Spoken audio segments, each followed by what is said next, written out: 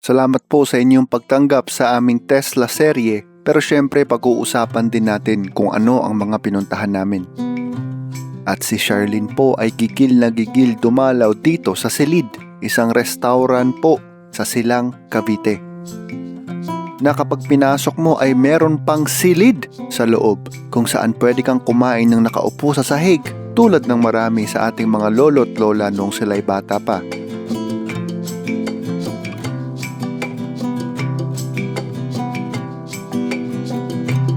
Litaw naman ang Pinoy na tema at ang pag-ibig sa design at halaman.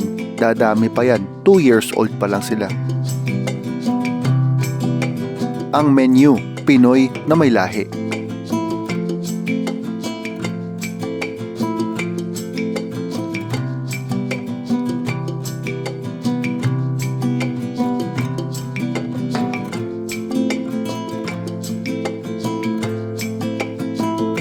At ano pa bang masasabi ko?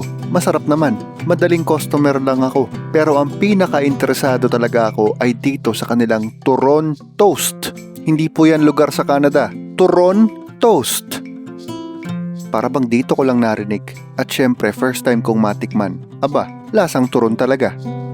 Yang Silid, ang first stop namin dito sa Silang, Cavite. Susunod na po ang Perlas ng Silang.